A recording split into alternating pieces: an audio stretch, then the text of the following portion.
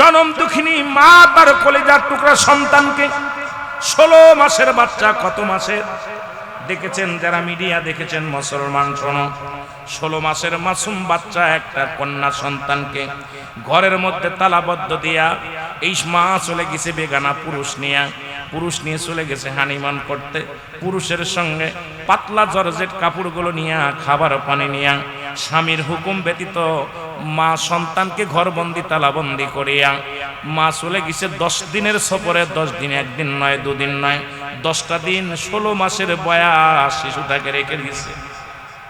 এই শিশু দেখলাম ঘরের মধ্যে পায়খানা করছে, প্রস্রাব করেছে। ওই শিশু ক্ষুধার যন্ত্রণায় মা মা করে চিৎকার মেরেছে। ওই জাহিলা জামানা কেমন মা মা সন্তানের কান্না। পৃথিবীর মধ্যে যদি সিজার হয়, যদি কষ্ট করে ডেলিভারি সন্তান হয়, সন্তান যদি কানা হয়, সন্তান যদি বোবা হয়, সন্তান যদি খোড়া হয়, তবু মা দেখে দুনিয়ার সব দুঃখ ভুলে যায়। পশুগুলো দেখে ওকে শিক্ষা নেওয়া যায় না। ওই পশু বাচ্চা প্রসব হয়, পশু বাচ্চা যখন দুনিয়ার মধ্যে আগমন করে, ওই মা বাচ্চাটাকে বাঁচানোর জন্য মা সংগ্রাম করে। দেখেছি ডিসকাভারিতে কত মেষগুলো কত মুসলমান হরিণগুলো নিজের জীবন দিয়া গেছে বাচ্চারে বাঁচানোর জন্য। ওই বাচ্চাটা যখন, ছোট্ট বাচ্চাকে যখন হিংস্র প্রাণী বাঘ যখন আক্রমণ করেছে, মা জননী বাচ্চাকে বাঁচানোর জন্য জীবনটা কুরবানি করে দিয়ে গেছে। নিজের ভয় করে নাই, মরণের ভয় করে নাই, পরোয়া করে নাই, মা জননী জীবন দিয়ে গেল। আর আজকে বাংলার জমিনে 16 মাসের মাসুম বাচ্চাকে ঘরে বন্দি করে নিজের দেহ ব্যবসার জন্য, নিজের শারীরিক চাহিদা মেটানোর জন্য নিজের মাসুম বাচ্চাকে বন্দি করে চলে গেল। বাজান ফলাফল হলো এসে দেখে সন্তান মারা গেছে মুসলমান। ওই 16 বছরের বাচ্চা শুকায়া কঙ্কাল হয়ে গেছে, আর না ফিরার দেশে চলে গেছে, না ফিরার দেশে চলে গেছে মুসলমান। এটা কি কিয়ামতের আলামত না? কথা বলেন না, কোন এটা কি কিয়ামতের আলামত না? সন্তানের প্রতি আমরা দেখেছি অনেক স্বামী পরিত্যাগ হয়েছে, স্বামী ছেড়ে দিয়েছে স্ত্রীকে, স্ত্রী সন্তানের মুখের দিকে তাকাইয়া পরের বাড়ি কাজ কাম করেছে, বাড়িতে বাড়িতে ভিক্ষা করেছে, চেয়ে চিনতে খেয়েছে, স্বামী ছেড়ে দিল, বাচ্চাকে ছাড়ে নাই। ওই মেয়ে বাচ্চা হোক আর ছেলে বাচ্চা হোক, মা তার আসলের নিচেই রেখে তারে লালন পালন করেছে। ওই সন্তান বড় হয়ে তবু কষ্ট দিছে, তাও কিন্তু মা তারে ভোলে নাই। আর আজকে এমন নিষ্ঠুর জামানা, এমন নিষ্ঠুর পৃথিবী চলতেছে। আজকে আমার দেশের মুসলমান অসংখ্য নারীরাও সমুদ্র সৈকতে চলে যায়, ছোট ছোট বাচ্চাদেরকে রেখে ওই রকম তারাও চলে যায়, মাসুম বাচ্চাদেরকে ঘরে রেখে। আমি বলি মুসলমান শুনে নাও, এটা কিয়ামতের আলামত। চারিদিক থেকে গজব শুরু হয়ে গেছে, এখনো সময় আছে। ঈমান নিয়ে কবরে যার চিন্তা করো, দুনিয়ার রং তামাশা ছেড়ে দাও, দুনিয়ার রং তামাশা ছেড়ে দিয়ে আল্লাহ রাসূলের ভালোবাসার মধ্যে তুমি ঢুকে যাও। দুনিয়া থেকেও শান্তি পাবা, আখিরাতেও শান্তি পাবা। জোরে জোরে চিল্লায় বলেন আল্লাহু আকবার। এ আমার স্বামী, আমি ভুল করেছি, আমারে আল্লাহ মাফ করবেনি।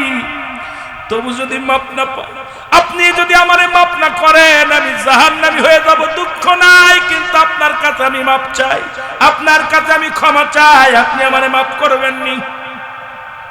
স্বামী কয় বিবিরে, বলো কি হয়েছে বলো। বলে স্বামী রে, আমি একটা চক্রান্তে পড়েছিলাম, একটা ছেলের সঙ্গে প্রেম করেছিলাম। প্রেম করার পর সে আমার ছলনা করে নিয়ে গেল।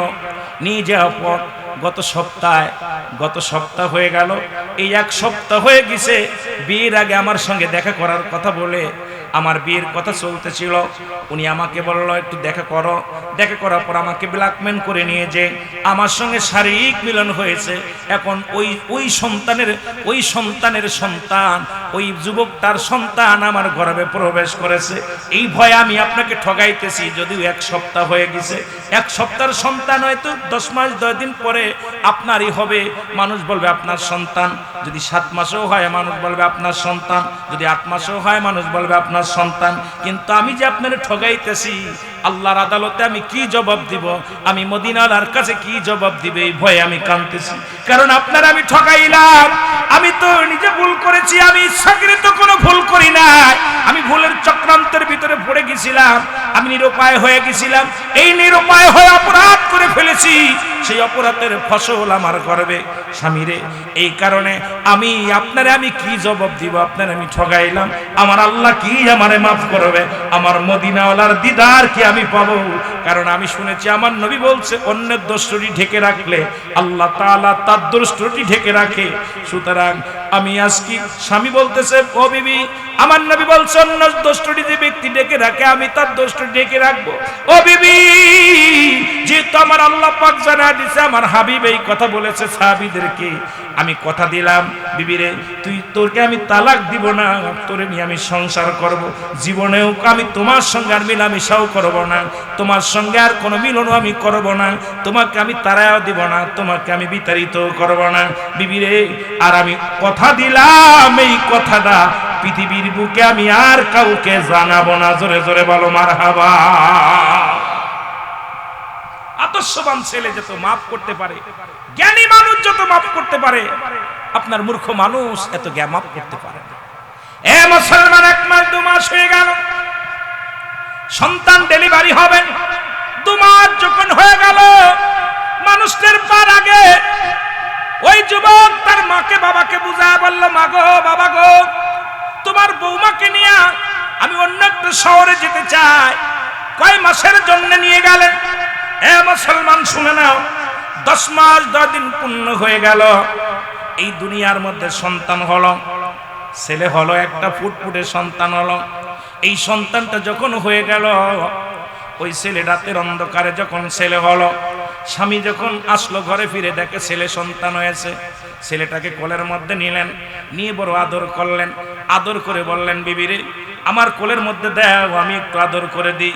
এই আদর করার কথা বলে কোলের মধ্যে নিয়ে চলে গেলেন, যায় নিকটতম একটা মসজিদের বারান্দার মধ্যে ফেলে দিয়া রেখে দিয়ে উনি ফজরের নামাজে দাঁড়ায় গেছে। জোরে জোরে বলো আল্লাহু আকবার।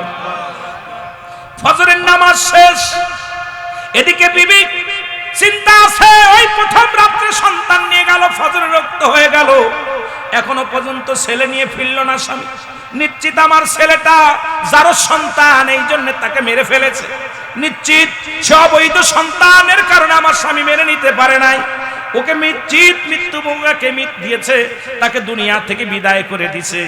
ফজরের নামাজ বাদে মুসলমান শোনো, মুসল্লিরা সালাম ফিরেছে, সালাম ফিরে দেখে মসজিদের বারান্দায় একটা সন্তান, এই ছোট্ট একটা মাসুম বাচ্চা আছে। দৌড়ে যে ওই লোকটা তুলে নিলেন, যুবক তুলে নিলেন, হাতের মধ্যে নিয়ে বলেন, এই একটা ছেলে পাওয়া গেছে, তোমরা কেউ কি ছেলের সন্ধান জানো? এই ছেলেটা পাওয়া গেছে, এই ছেলেটা কে বা কারা রেখে গেছে? কোন সবাই বলেন এই ছেলে এখন কি উপায় হবে?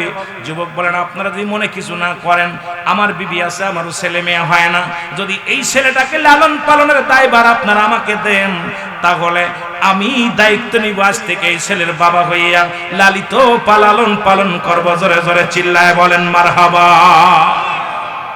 এ মুসলমান শুনে নাও, ছেলেটাকে কোলে সবাই বললেন, ঠিক আছে, যেহেতু এই মুসল্লি চাচা ছেলেটাকে দিয়ে দিলাম, ওর মানুষ করবে, লালন পালন করবে। সকালবেলা উনি দৌড়ে যে বিবিরে দিয়ে সবাইকে জানায়, গ্রামের মানুষ জানলেন, সবাইরে জানায় দিলেন এই সন্তানটা মসজিদে পাওয়া গেছে। কেউ তার যারও সন্তান বলতে পারলো না, ওদিকে বিবি কেউ খুঁটা দিতে পারলো না, কেউ অবাজান এই বিবি কেউ অসতী বলতে পারলো না। দৌড়ে যায়, ডাক দিয়ে বলে, বিবি রে আমার দেরি হয়ে গেছে, এই নাও তোমার কলিজার টুকরা সন্তান। কয় স্বামীরে সারা রাত নিয়ে রাখলা? কয় নিয়ে রাখলাম এই কারণে রে বিবি, আর তোমার দিকে কেউ আঙ্গুল তুলবে না, আমার বাবা মা আঙ্গুল তুলবে না, আমার ভাই বাতি আঙ্গুল তুলবে না, কারণ এই সন্তান যে আমার, আমি তো এটাও কারোর কাছে জানালাম না, কেউকে টের পেতে দিলাম না, কারণ এই সন্তানটা যে অবৈধ সন্তান, তবু আমি তাকে লালন পালন, সন্তান তো কোনো অপরাধ করে নাই, ভুল করেছে একটা, তুমি ভুল করেছো, ভুল করেছে সেই যুবকটা, সেই ভুলের খেসারত তো তুমি দিতে পারো না, আমি দিতে পারি না। এই মাসুম বাচ্চা তো কোনো ভুল করে না, এই মাসুম বাচ্চাটাকে ও বিবি আজ থেকে পালিত পুত্র হয়ে আমাদের থাকবে। এই পালিত পুত্র বলে মারে জানায়া দিলেন, বাবারে জানায়া দিলেন, চিঠি লিখে জানায়া দিলেন, মা একটা সন্তান পেয়েছি, মা বাবা একটা সন্তান পেয়েছি, একটা ছেলে পেয়েছি, আজ থেকে তারা লালন পালন করব।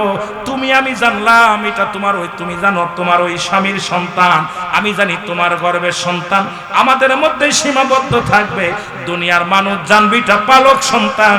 আল্লাহর কাছে প্রার্থনা করি, আল্লাহ তুমি যেন আমার মদিনার তাআলার সঙ্গে সাক্ষাৎ করে দাও। আল্লাহ রাসূল বলে গেছে যে ব্যক্তি অন্যের দোষটি ঢেকে রাখবে তার দোষটি আল্লাহ ঢেকে রাখবে। সুতরাং আজকে এত বড় পাপ এত বড় অন্যায় আমি ঢেকে রাখলাম। বিবি রে, তোমার কাছে কিচ্ছু চাই না, তুমি একটু দোয়া করবা আমি যেন আমার মাওলার জান্নাত পাই, আমি যেন আমার রাসূলুল্লাহ দিদার পাই। ও মুসলমান শুনে নেন, এত সুন্দর ব্যবস্থা আজকে কোরআন হাদিস জানার কারণে। আর কয়েকদিন আগে দেখলাম বাংলার জমিনে ঢাকা শহরে পুকুরে বাচ্চা ও মুসলমান প্যাকেটের মধ্যে অবৈধ সন্তান ফেলে রাখছে। আর এই তাজা সন্তান অর্ধেক কুকুরে খেয়ে ফেলেছে, এখনো জীবিত রয়েছে। আর একটা দেখলাম এই অবৈধ সন্তানগুলো মুখে গাড়ের মধ্যে কামড় দিয়া কুকুরে নিয়ে যায়। ওই বাচ্চাটাও আজ জীবিত। সন্তান তো কোনো পাপ করে না, সন্তান তো কোনো অপরাধ করে নাই। আপনার একটা ভুলের কারণে আপনি দুনিয়া থেকেও অশান্তির মধ্যে থাকবেন। ইয়াউমাল কিয়ামতের ময়দানে ওই জাহান্নামের অধিকারী হয়ে যাবেন। এই জন্য আমি বলবো উভয় পক্ষ কোরআন হাদিসের মাহফিলে বসতে হবে। যেহেতু আমরা কোরআন হাদিস শিখি নাই, কোরআন হাদিস জানি না, আমাদেরকে কোরআনের মাহফিলে হাদিসের মাহফিলে বসে ইসলামের জ্ঞান চর্চা করতে হবে। যে জ্ঞান চর্চা করলে দুনিয়ার মধ্যে হাজারো অন্যায় থেকে বাঁচতে পারবো, জিনা ব্যভিচার থেকে বাঁচতে পারবো, মূর্খতা থেকে বাঁচতে পারবো, রাসূলের প্রেম অন্তরে ধারণ করতে পারবো, আল্লাহর ভয় অন্তরে ধারণ করতে পারবো। ও মুসলমান শুনে নাও, আমার আল্লাহর অনুগত হতে পারবো, রাসূলের অনুগত হতে পারবো। জোরে জোরে চিল্লায়া বলা যাবে না মারহাবা। আল্লাহ ডাকতে বলে হাবিব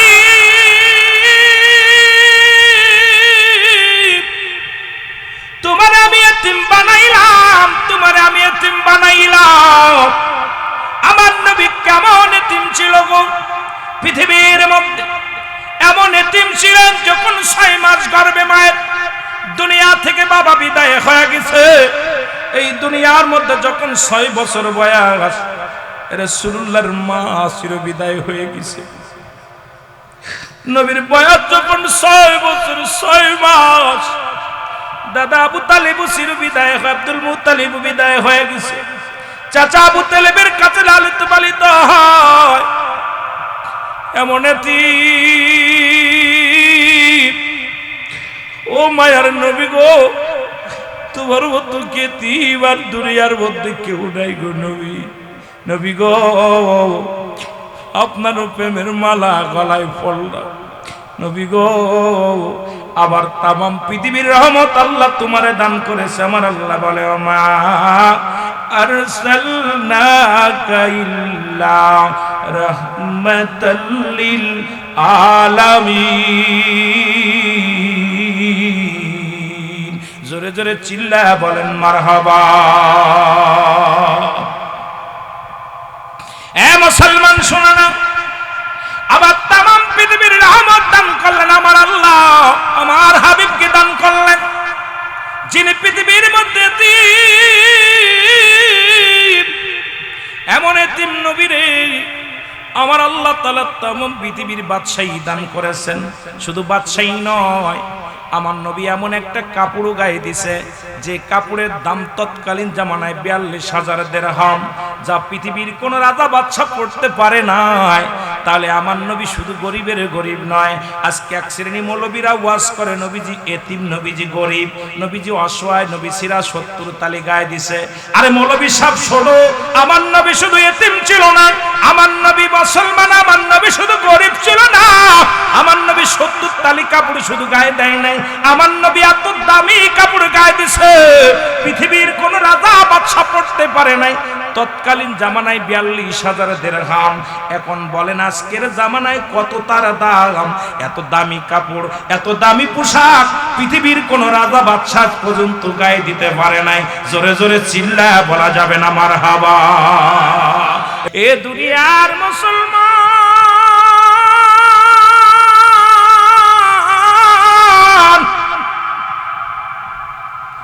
খাত্তাবের বেটা উমর বলে আব্দুল্লাহর বেটা মুহাম্মদ কেমনে নবী হয়?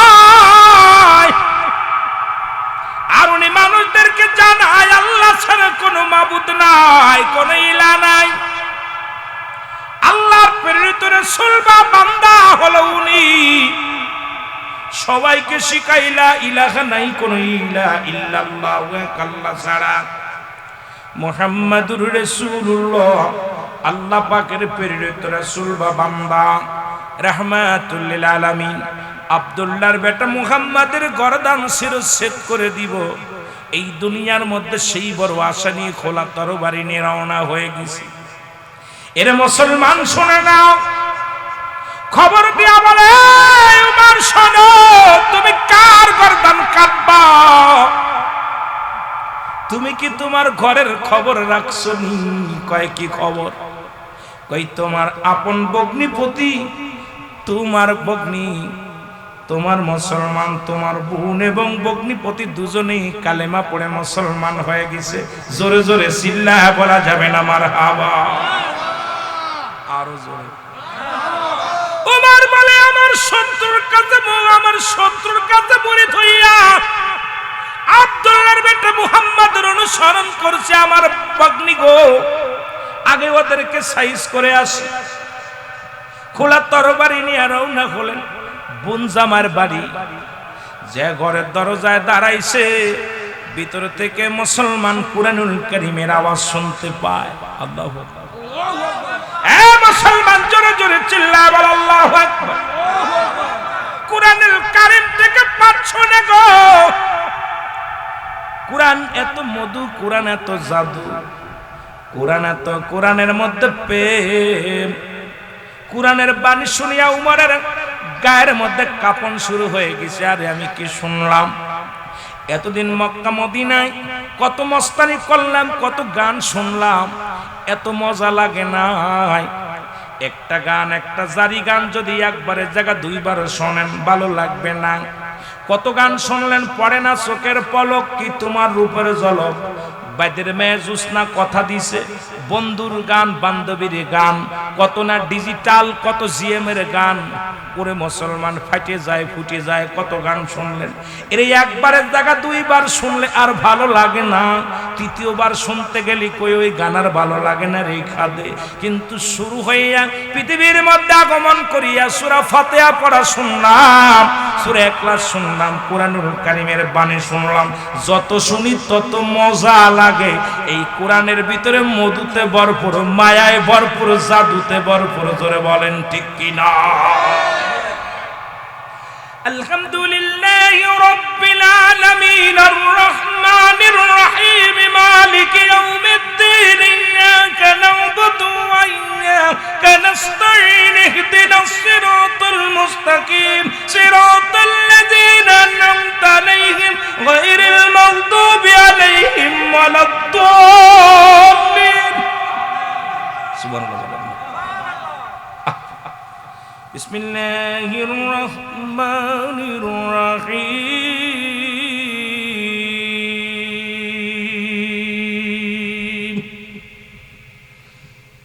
আলহামদুলিল্লাহি রাব্বিল আলামিন আর রহমানির রহিম মালিকি ইয়াউমিদ্দিন ইয়াকা না'বুদু ওয়া ইয়াকা নাস্তাঈন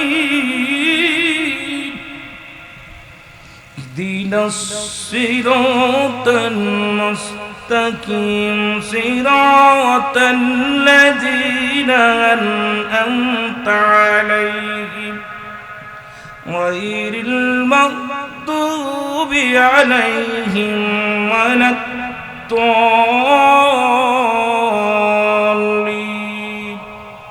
এককারি সব পড়ে আর এককারি সে আরেকটা, এক একজন এক এক রকম পড়ে। সবই সেই সূরা ফাতিহা উম্মুল কুরআন, কোরআনের মা হইয়া এই পৃথিবীর মধ্যে আসছে। ও মুসলমান, এই এত যত পড়ি ততই মজা লাগে। জোরে বলেন ঠিক কিনা? আরো জোরে বলেন ঠিক কিনা? জি জি। মুসলমান কবির মনোযোগ। এই হযরত ওমর ফারুক ঘরের ভিতরে যখন প্রবেশ করলেন, দরজার মধ্যে টাক টাক করে আওয়াজ দিলেন। দরজা খুলেই দেখতে পাইলেন খাত্তাবের বেটা ওমর, হাতের মধ্যে খোলা তরবারি। আল্লাহু আকবার। খোলা তরবারি নিয়ে দরজার ভিতরে থেকে বলে, থরথর করে কাঁপন শুরু করেছে। বোন ভগ্নী দুজনই মুসলমান, শোনো। থরথর করে কেঁপে উঠে ওমর বলে, তোমরা কি পাঠ করতেছিলে আগে শোনাও। আল্লাহ, আরো জোরে, কি পাঠ করতেছিল শোনাও। বোনে বলে, বাইরে তুমি এখন এমন সময় ঘরের মধ্যে হাজির হয়ে গেলাম। বউনাই বলে, উমর তুমি ঘরের ভিতরে প্রবেশ করলা, আমরা কিছু বলতেছিলাম না। কই না, আমি শুনেছি ঘরের বাইরে থেকে তুমি কি পাঠ করতেছিলে সেই বাণীগুলো শোনাও। কয় শোনাতে পারি, একটা শর্ত আছে। শর্তটা হলো তুমি গোসল করে আসো, পবিত্র হয়ে আসো, ওযু করে আসো। কারণ এই বাণী শুনতে হলে, এই বাণী শুনতে হলে, পড়তে হলে উভয়কে পুত পবিত্র লাগবে। তুমি পুত পবিত্র হয়ে আসো, এরপরে আমি শোনাইব। জোরে জোরে চিল্লায় বলেন আল্লাহু আকবার। এ মুসলমান শুনে নেন, হযরত উমর ফারুক গোসল করে আসলেন, ওযু করে দিলেন, পুত পবিত্র হলেন। উমরের বোন, উমরের ভগ্নী প্রতি সূরা তাহা আলোচনা করে সূরা তাহা পাঠ করা শুরু করলেন। একবারে প্রথম থেকে শুরু করলেন। ও মুসলমান, তাহা, এই তাহা যখন আলোচনা পড়লেন, ওমরে ফারুকের গা থরথর করে কেঁপে উঠলেন, ঘাম ঝরতে লাগলেন, দৌড়াইতে লাগলো। এই বাণী যিনি নিয়ে যার কাছে আসছেন, যিনি এই বাণী শোনাইছে, আর দেরি নয়, আমি যাব সেই রহমতের নবী রাহমাতুল লিল আলামিনের কদমের মধ্যে। জোরে জোরে চিল্লায়া বলা যাবে না মারহাবা। তোমরা এমন একজন নবী পাইবা না, শোনো ভবের মাওলানা, শোনো ভবের মাওলানা। তোমরা এমন একজন নবী পাইবা না, হায় হায় এমন একজন। ওরে যার কদমে হইলে নিসার, যার কদমে হইলে নিসার ভাবনা তারো থাকবে না। তোমরা শোনো না, এমন একজন নবী পাবি না। তোমরা জানো না, এমন একজন নবী পাবি না। ভবের মাওলানা রে, এমন একজন নবী পাবি না। জোরে বলেন মারহাবা। যে নবীজিরি দেখলে নূর খানা, ওরে যে নবীজিরি দেখলে নূর খানা, পাগল কত জাতি, যার কদমে লুটে আছে সংহুর গেলে মান কত জাতি, যার কদমে লুটে আছে কত হুর গেলে মান জাতি। এর নবীজিকে যে পাইল, নবীজিকে যে পাইল, রইল না তার ভাবনা। হায় হায় নবীজিকে যে পাইল, থাকলো না তার ভাবনা। বাবের মাওলানা এমন একজন নবী পাবি না। তোরা এমন একজন নবী পাবি না। হরে যার কদমে হইলে নিসার, আর যার কদমে হইলে নিসার ভাবনা, তবু রবে না তার ভাবনা, ভাবে রবে না। এমন একজন নবী পাবি না। তোরা এমন একজন নবী পাবি না। জোরে জোরে বলো মারহাবা। একটু জোরে জোরে চিল্লায়া বলা যাবে না আল্লাহু আকবার। এ দুনিয়ার মুসলমান শোনো, রাসূলুল্লাহর কদমের মধ্যে তরবারি নিয়ে রওনা হয়ে গেল।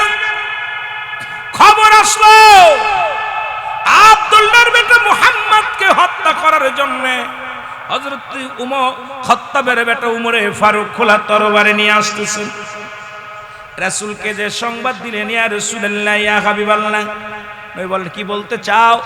বলে হুজুর সর্বনাশ, খাত্তাবের বেটা উমর খোলা তরবারি নিয়ে আপনার দিকে তেড়ে আসছে, আপনাকে হত্যা করবে। সে দুষ্ট মানুষ, খারাপ মানুষ। আমার নবী বলে আসতে দাও। সাহাবীরা বলে হুজুর আসবে দাও, আজকে হয় উমর ফিরে যাবে আমার হাত থেকে, আর না হয় উমর কালেমা পড়ে যাবে এখান থেকে। আজকে উমর যদি আমার রাসূলুল্লাহর সামনে আসে বেয়াদবি করে, আমরা নবীর গোলামেরা কসম করে বললাম উমরকে আর এইখান থেকে ফিরে যেতে দিব না। নবীজি বললেন তোমরা উমরের সঙ্গে কেউ খারাপ ব্যবহার করবা না, কেউ উমরকে ধমক দিবা না, আসতে দাও, তাকে সম্মানের সাথে আসতে দাও। নবীর সাহাবীরা যার পজিশন নিয়ে নিলেন, সবাই তরবারি নিয়ে দাঁড়াইছে যে রাসূলুল্লাহর সঙ্গে যদি উগ্রপন্থী কথা বলে, নবীর সঙ্গে যদি দুর্ব্যবহার করে, এই দুনিয়া থেকে চিরবিদায় করে দিবে খত্তাবের বেটা উমরকে। সবাই তরবারি নিয়ে দাঁড়ায় আছে। মুসলমান শুনে নাও, রাসূলের কদমের মধ্যে উমর হাজির হয়ে গেলেন। নবীজির সামনে যে দাঁড়ায় গেলেন বুবা মানুষের মতো, খোলা তরবারি হাতের মধ্যে, নবীর মুখের দিকে তাকাচ্ছে, রাসূলুল্লাহ মুখের দিকে তাকায় আছে। মুসলমান শুনে নাও, নবীজি ওমরের কলাটের মধ্যে ধরে বলে উমর কিসের জন্য আসছো, কি বলতে চাও? উমর বলে ইয়া রাসূলুল্লাহ, ইয়া হাবিবাল্লাহ, আমি এতদিন আপনাকে এইরকম দেখি নাই। যাকে দেখলে ভিতরের যন্ত্রণা দূর হয়ে যায়, যাকে দেখলে পৃথিবীর সমস্ত যন্ত্রণা দূর হয়ে যায়, আর সেই মানুষটার সঙ্গে আমি বিদ্রোহী করেছি। ইয়া রাসূলুল্লাহ, ইয়া হাবিবাল্লাহ, আমার বড্ড ভুল হয়ে গেছে। নবী গো, আজকে তরবারি নিয়ে আপনাকে আমি হত্যা করতে আসি না। এই তরবারি ছুঁড়ে ফেলে দিলেন, নবীজির কদমের মধ্যে উমর পড়ে গেলেন। উমর হাউমাউ করে কান্দে আর বলে ইয়া রাসূলুল্লাহ, ইয়া হাবিবাল্লাহ, আমাকে আর ফিরা দিবেন না, আমাকে আর দূরে সরাইয়া দিবেন না, আমি আর মুসলিম থাকতে চাই না, আমি কালেমার মালা পড়ে মুসলমান হয়ে যেতে চাই। লা ইলাহা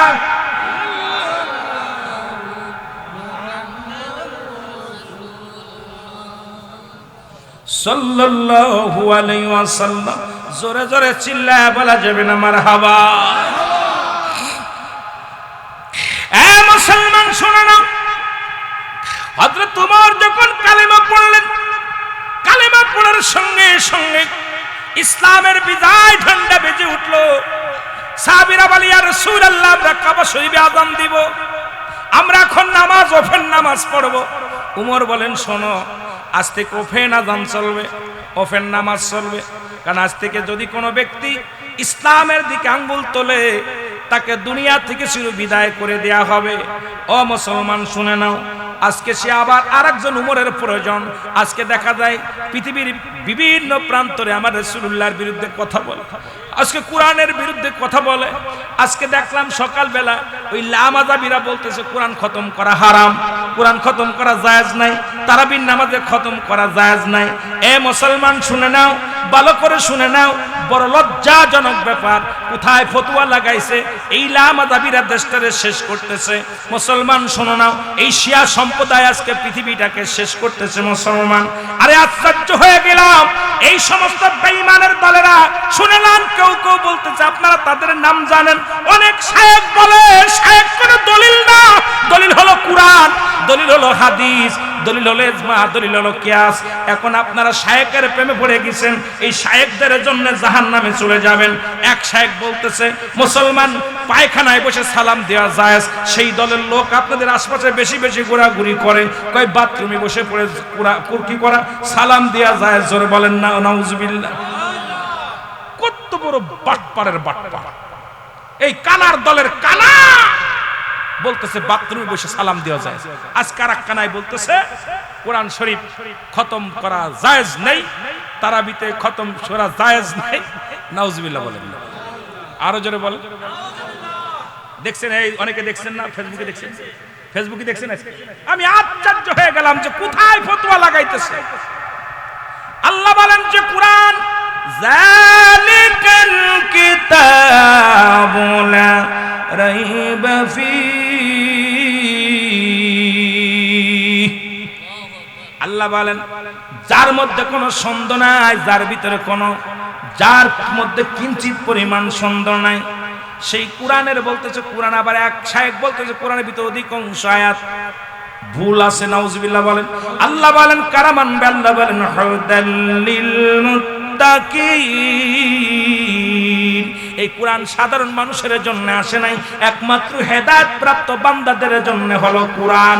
এখন মুসলমান শোনো, আজকে আমাদের দেশে অসংখ্য কোরআনের পণ্ডিতেরা তারা কোরআনকে রিসার্চ করতে করতে যায় তারা জানোয়ার হয়ে গেছে। জোরে বলেন ঠিক কিনা? বলতেছে এই জামানায় যদি কোরআন নাজিল হতো তাহলে আমাদের নাম থাকতো। এক পীর সাহেব বলছে, যে সে পীর সাহেব বলতেছে যদি এই জামানায় কোরআন নাজিল হতো তাহলে আমাদের বাপ দাদার নাম আমাদের নাম থাকতো। আরে গদ্দবের বাচ্চা গদ্দব, কোরআন শরীফে তো ফিরাউনের নাম আছে, নমরুদের নাম আছে, কারুনের নাম আছে, আবু জেহেলের নাম আছে, তাতে তাদের মর্যাদা বাড়ছে না কমছে? কথা কয় না কেন? কোরআন শরীফে নাম থাকলে তাকে নাকি ইজ্জত হয়। আমি আশ্চর্য হয়ে গেলাম এই সমস্ত গদ্দবদেরকে কি বলে বুঝাইব? কোরআন শরীফে ভুল আছে, কোরআন শরীফের ভিতরে ভুল আছে, নাউজুবিল্লাহ বলেন। এই সমস্ত বিভ্রান্তি করে আমাদেরকে ঈমান হারা করতেছে। একটা দিছে এখান জানাজার নামাজ পড়ে 1000 বার জায়েজ। নবীজি বদর প্রান্তরে কয়েকজন সাহাবী ইন্তেকাল করলেন। এই বদর না উহুদের যুদ্ধে, কয়েকটা যুদ্ধে কয়েকটা হাদিস আছে এখানে। রাসূল পাক সাল্লাল্লাহু আলাইহি সাল্লাম বললেন তোমার ভাইয়ের জানাজা শেষে নবীজি নিজেই দোয়া করলেন। হযরত আবু হুরায়রা রাদিয়াল্লাহু তাআলা থেকে বর্ণিত যে রাসূল সাল্লাল্লাহু আলাইহি সাল্লাম এই সাহাবীদের জানাজা শেষে নবীজি নিজেই দোয়া করছে। সুবহানাল্লাহ বলেন, আরো জোরে বলেন। জানাজার কয় নামাজ, জানাজা কি নামাজ? কথা কন না, কয় না জানাজার নামাজ পড়ে এলাম। নামাজে গেলে সিজদা লাগে, রুকু লাগে। কথা বলেন না কেন? সিজদা রুকু লাগে না? কথা কয় না কেন? আত্তায়াতু লাগে, দোয়া মাসুরা লাগে, দোয়া কুনুত লাগে। কিন্তু জানাজার নামাজ পড়লো, জানাজার নামাজ পড়েছিস, দোয়া করছিস। তা নামাজ যেহেতু পড়ছিস, দোয়া তো করার প্রয়োজন। জোরে বলেন ঠিক কিনা? নামই হলো জানাজার নামাজ। এ ভাই, বড় আশ্চর্য হয়ে যায়, এখানে 1000 বার একাধিক দলিল আছে। যাবে না একটা দলিল দেন যে যাবে না জানাজার নামাজ পড়ে দোয়া করা হারাম। একটা দলিল দেন যদি আপনি থাকেন, একটু দেখান আমার যে ভাই এটা হারাম, হারাম দেখান একটা। কিন্তু রাসূল সাল্লাল্লাহু আলাইহি সাল্লাম দোয়া করছেন সাহাবীদেরকে নিয়ে, সাহাবীরাও করেছে। অসংখ্য প্রমাণ, অসংখ্য প্রমাণ রয়েছে। রাসূল সাল্লাল্লাহু আলাইহি সাল্লাম সাহাবীদের ওই যুদ্ধের প্রান্তে যারা মৃত্যুবরণ করেছে, নবীজি তাদেরকে নিয়ে বললেন তোমরা তোমার ভাইয়ের জন্য দোয়া করো। সবাই মিলে সামনে লাশ থাকতেই দাফন করে নাই, তারপরে দোয়া করছে। সুবহানাল্লাহ বলেন, আরো জোরে বলেন, আরো জোরে বলেন। আমার ভাইয়েরা, এখন অসংখ্য ওলামায়ে কেরাম আমাদের দেশে ফিতনা বাঁধায়া সমাজটা নষ্ট করতেছে। যেটা বলেন ঠিক কিনা? অসংখ্য ওলামায়ে কেরাম আমার দেশে এই ফিতনা শুরু করেছে। তারা ইহুদিদের দালাল, খ্রিস্টানদের দালাল। যেহেতু আমি টিভিতে প্রোগ্রাম করছি, আমি জানি বাবা, শোনেন কথাগুলো বললে বুঝবেন। আমাদেরকে ওরা টাকার বিনিময়ে কিনে নিত, টাকা দিয়া কিনে নিয়ে আমাদেরকে যেভাবে ঘুরাইতো, লিখে দিত, এরকম কাগজ লিখে দিত, এইভাবে ওয়াজ করবেন। আমরা ঠিক এইভাবে কথা বলা লাগতো। বাইরে বললে আরো দিন হাদিয়া পাওয়া যাবে। কথা বোঝেননি? কারণ ওদের ইহুদি খ্রিস্টানদের চক্রান্ত আর মুসলমানদের চির শত্রু হলো ইহুদি খ্রিস্টানেরা। আজকে অমুসলিমেরা মুসলমানদের শত্রু, তাদের সাথে হাতাহাত করে তাদের টাকা খাইয়ে মুসলমানদের। আপনারা কিছুদিন আগে শুনেছিলেন ঢাকা শহরে 40 বছর নামাজ পড়াইছে, 40টা বছর নামাজ পড়াইছে, উনি খ্রিস্টান। উনি কি? ইহুদি। ইহুদি ধরা পড়ছে, তারপর স্বীকার গেছে যে অসংখ্য মানুষকে উনি ইহুদি করে ফেলেছে, অসংখ্য মানুষকে উনি ঈমান হারা করে ফেলেছে। ঢাকা শহর এক মসজিদের ইমাম সাহেব, যে উনি মুসল্লিদেরকে গোপনে গোপনে বুঝায় যারা অসরল সোজা মানুষ, তাদেরকে বুঝায় তাদেরকে খ্রিস্টানদের দলে নিয়ে গেছে, খ্রিস্টানদের দলে নিয়ে গেছে। সুতরাং এই অসংখ্য আমাদের দেশে আলেম আছে, তারা ইসরায়েলের দালাল, খ্রিস্টানদের দালাল। এই দালালগুলো আমাদেরকে, অসাধারণ পাবলিকদেরকে বিভ্রান্তি করে যেটা করা যাবে না, ওটা করেন, নবীর দরবারে এটা করে নাই, নবী যেটা করে নাই, নবী যেটা করে নাই। কারণ এই করতে করতে আপনারা শুনলে বেদার হবেন। এই জাহিলা জামানার আগে নবীজি বলছে কিয়ামতের আগে আলামতগুলো হবে, ঠিক শুরু হয়ে গেছে। আপনারা শুনলে কষ্ট পাবেন যে মক্কা মদিনায় সিনেমার হলের ভিত্তি স্থাপন হয়েছে। এখন ওরা বলতেছে মদিনার ইসলাম। আরে মদিনার ইসলাম, বাংলাদেশের সিনেমা বন্ধ হয়েছে, মক্কা মদিনায় সিনেমার হলের ভিত্তি স্থাপন হয়েছে। বাংলাদেশে পতিতালয় বন্ধ হয়েছে, আর সৌদি আরবে মুসলিম পতিতালয় খুলছে। এই সৌদি কেউ আছেন নাকি? যা আসে শুনছে, সৌদি আরবে মুসলিম পতিতালয় খুলছে, আর বাংলাদেশে পতিতালয় বন্ধ হয়েছে। কথা শোনেন, এখন ওদের কাছে ওরা কি সৌদি কি দলিল? সৌদি কোনো দলিল না, দলিল হলো কোরআন, হাদিস, ইজমা, কিয়াস। জোরে বলেন ঠিক কি? আরো জোরে বলেন, আরো জোরে বলেন। দলিল কোনো মৌলবি না। ওই মৌলবী বিভ্রান্তি করতে সমাজটাকে। সৌদি আরবে এখন ওপেন মেয়েরা চাকরি করে, গাড়ি চালায়। শুধু তাই নয়, শুনলে আরো খুশি হবেন, বাংলাদেশ থেকে যত নারী গেছে সৌদি আরবে নারী শ্রমিক, প্রত্যেকে ডবল হয়ে বাড়ি ফিরছে। আরো কব, যদিও কালো মেয়ে, আমার এক বান্ধবী কালো, নাম হলো সুস্নেতা। শুনলাম উনি কইছে দোস্ত এমন জায়গায় আইছে, একদিন ফোন দিতে কই তোর বাপ আসে একবার আর ছেলে আসে একবার, ছেলে এসে ফিরে যায়, বাপে আসে নির্যাতন করে। কয় রাতের বেলা বাবার কাছে থাকতে হবে, দিনের বেলা ছেলের কাছে থাকতে হবে। ছেলে চলে যায়, বাপ চলে যায় এক জায়গা, ওর বাপের এক একজনের 20-30 করে মেয়ে সব বউ, তারপরও ওদের নারীর প্রতি এত নিশা। বাংলাদেশ থেকে প্রায়ই কান্নাকাটির আওয়াজ শোনা যায়, প্রায়ই ফেসবুক খুললে দেখা যায় সৌদি আরব থেকে প্রেগনেন্ট হয়ে 3 মাস 4 মাস বাচ্চা নিয়ে চলে আসে। তাহলে ওই ওদের অবস্থা, এই মৌলবী ফতোয়া হিসাব করে দিবি, কারণ ওই সমস্ত ইসরায়েলের দালালগুলো বাংলার জমিনে ঢুকে বাংলার মানুষটাকে ঈমান হারা করতে। জোরে বলেন ঠিক কিনা? সৌদি কোনো দলিল না, যদি দলিল হয় আমার নবী যে জানাজা পড়ছিল কিনা, যে মৌলবী কইছে মুনাজাত করা জায়েজ নয়, মৌলবী ধরবেন আগে, কলারটা ধরে আগে পিটাবেন। কারণ হলো এই নবী যে জানাজা পড়ছে কিনা, নবী যে জানাজা, তোর জানাজায় এত হাজার হাজার মানুষ হয়, আমার নবী জানাজা পড়ছে কিনা, আমার নবীজির জানাজায় কয়জন মানুষ হয়েছিল ওরে জিগাবেন।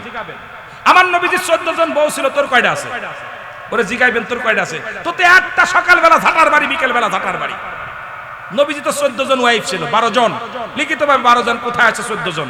তোর কয়টা বউ আছে? কথা কন না। নবীজির সব নবীর ভিতর নবী এটা করছে, নবী এটা করছে, কার সাথে কার তুলনা করিস, কার লাগে কার তুলনা করিস?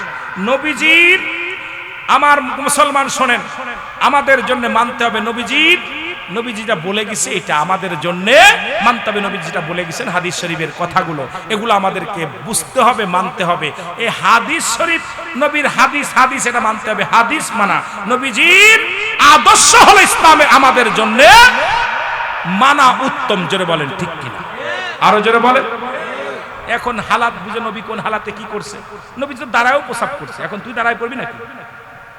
কাবা শরীফের পানি দাঁড়ায় খাওয়া সুন্নাত, তুই কি দাঁড়ায় খাবি? এখন অবস্থা ওই জায়গায় হালাতটা বুঝতে হবে, স্থান কাল পাত্রভেদ। নবীজি মাঝে মাঝে দোয়া করতেন না, নবীজি দোয়া নামাজ দাঁড়াইছে, পিছনে শত্রুপক্ষ হানা দিছে, তাদেরকে আক্রমণ করার জন্য রাসূলুল্লাহ সালাম ফিরেই বলছে তোমরা তরবারি ধরো, তোমরা তরবারি ধরো। সালাম ডান পাশে, সালাম বাম পাশে ফিরেতে পারে নাই, শত্রুপক্ষ হানা দিছে। তুমি মৌলবী সির মধ্যে বয়া নামাজ পড়ো আর দোয়া করতে গেলে তোমার কষ্ট লাগে, ওই নবীর কাছে যাও, জুতার পায়ে রাখ। নবীজি মাটি কাটছে, তুই মৌলবী কয়দিন কাটছিস? যে সমস্ত মৌলবীরা নবীর সঙ্গে ফতোয়া দাও, নবীজি রাখালি করেছে, তুই কয়দিন করেছিস? তুই তো এসির মধ্যে থাইকা, আমি যে পাতলা কাপড় তাতে কাপড় বদলানি গরমের জ্বালা। আমার রাসূলুল্লাহ নিজে হাতে মাটি টানছে, রাসূলুল্লাহ মাটি কাটছে, রাসূলুল্লাহ পেটে পাথর ভাঙছে, নবী বকরি চড়াইছে, আর তুই মৌলবী খালি এসির মধ্যে খাস, পরের বাড়ি খাস, দাওয়াত খাস, আর হলো ফতোয়া উল্টো পাল্টা ফতোয়া দিয়ে ফিতনা বাতাস। জোরে বলেন ঠিক কিনা? একদিন মাটি কেটে দেখ কেমন লাগে। এই লিবাররা জানে, এর ভিতর যারা কাজ করে এরা জানে, যারা ভ্যান চালায়, রিক্সা চালায়, অটো চালায়, যারা পরের বাড়ি কাজ করে, কিসেন দেয়, এরা জানে কষ্ট কারে পায় চৈত মাসের রোজ। তুই খালি এসির মধ্যে 3 ওয়াক্ত নামাজ পড়ায়, 4 ওয়াক্ত নামাজ পড়ায়, মাস গেলে পকেট ভরে খাস, আর বাড়ি বাড়ি খাস, বাড়ি বাড়ি খাইয়া অধিকাংশ খালি পানি ফুতে তেলে ফু দিবি, বেগানা মহিলা চেহারা দেখবি, আর ফতোয়া দিবি উল্টো পাল্টা। জোরে বলেন ঠিক কিনা? এখনো সময় আছে, ভালো হয়ে যা। আমি অনুরোধ করবো, এখনো সময় আছে, এখনো সময় আছে, পুরোপুরি ইসলামের মধ্যে ঢোকো। ইয়া আইয়ুহাল্লাযীনা আমানু, হে ঈমানদাররা, বিশ্বাসীরা, দুখুলু ফিস-সিলমি কাফা, পরিপূর্ণভাবে প্রবেশ করো ইসলামের মধ্যে, এমন ভাবে ঢোকো পরিপূর্ণভাবে। ওই আধ্যাত্মিক ঢুকবা না। ইসলাম মানে নারী সতীত্ব পাহারা দেওয়া, ইসলাম মানে নিজে না খেয়ে অন্যরে খাওয়ানো, ইসলাম মানে নিজে না ঘুমায় অন্যরে ঘুম পাড়ানো, ইসলাম মানে নিজে দুঃখে থেকে অন্যরে সুখে রাখা, ইসলাম মানে একত্ববাদ, ইসলাম মানে শান্তি, ইসলাম মানে সেই তোমার অবস্থা। ইসলামের মধ্যে ঢুকে তুমি ফিতনা ফাসাদ করতেছো, তোমার দ্বারাই অশান্তি ঢুকতেছে, তুমি ইসলামের মধ্যে এখনো ঢুকতে পারো নাই। জোরে বলেন ঠিক কিনা? আল্লাহ আমাদের বুঝার তৌফিক দান করুক, সকলে বলুন আমিন। আরো জোরে বলেন আমিন। আমরা নবীজিকে একটু সালাম জানাই, নবী সালাম,